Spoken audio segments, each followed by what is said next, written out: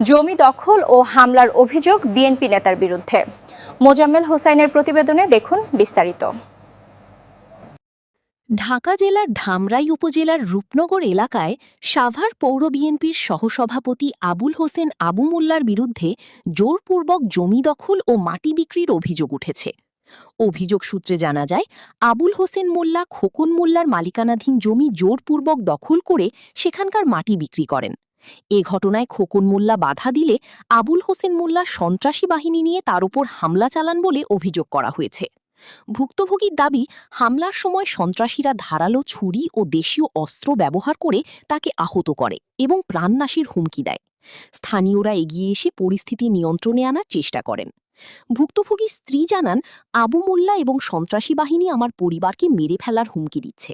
প্রাণনাশের আশঙ্কা থাকায় আমি বসতবাড়ি ছেড়ে গরু, ছাগল এবং স্বামী ও সন্তানকে নিয়ে বাপের বাড়ি চলে এসেছি। আমি সরকারের নিকট বিচার এবং নিরাপত্তা চাই। অভিযুক্ত বিএনপি নেতা আবুল হোসেন আবু মোল্লা জানান, আমি কারোর জমির মাটি বিক্রির সাথে জড়িত নই এবং কাউকে হামলা করিনি, বরং খোকন মোল্লা আমার লোকজনকে মেরে আহত করছে। এ ঘটনায় এলাকায় চরম উত্তেজনা বিরাজ করছে। ভুক্তভোগী প্রশাসনের হস্তক্ষেপ কামনা করেছেন এবং দোষীদের বিরুদ্ধে আইনগত ব্যবস্থা গ্রহণের দাবি জানিয়েছেন।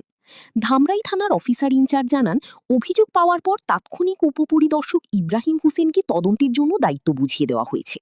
ঘটনা তদন্ত করে প্রয়োজনীয় আইনগত। আমার বাড়ি সাভার ঘোড়াদিয়া। ২৪ তারিখে আমার নদীর ওপার এই রূপনগরের পাশে ১০ শতাংশ জায়গা আছে আমার পৈতৃক সম্পত্তি।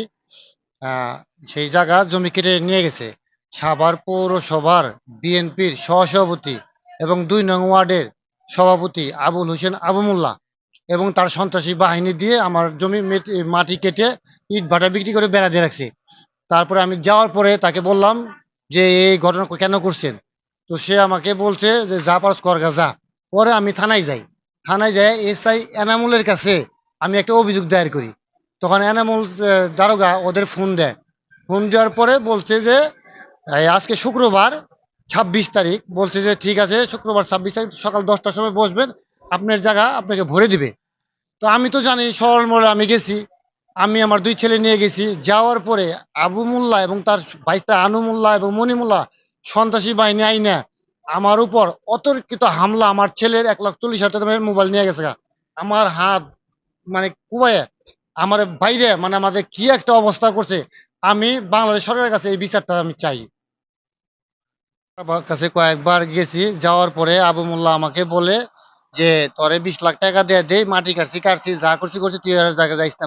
তখন আমি বলছি, "৫০,০০,০০০ টাকার জায়গায় আপনি ২০,০০,০০০ টাকা কেন দিবেন? আপনি আমাকে ৫০,০০,০০০ টাকা দেন।" তখন আমারে হুমকি দেয়। আমার ছেলেদের আমাদের বলছে যে, "মাইরা ফেলবো।" বিএনপির ক্ষমতা দেখায়। আসসালামু আলাইকুম। আমার স্বামী খোকন মোল্লা, জমিন আবুল হোসেন মোল্লা জোর করে কেটে নিয়ে গেছে।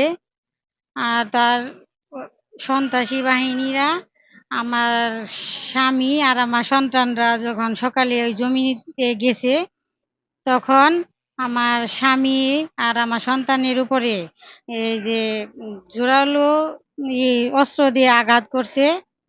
আঘাত করার পরে সন্ত্রাসী বাহিনীরা এখন আমাদের মেরে ফেলার হুমকি দিতেছে। এখন আমার স্বামী, আমার সন্তান ও আমার পুরা ফ্যামিলির নিরাপত্তা চাই। আমার কোনো নিরাপত্তা নাই। আমাদের পরিবারের নিরাপত্তা চাই সরকারের কাছে। এই আমার আবেদন।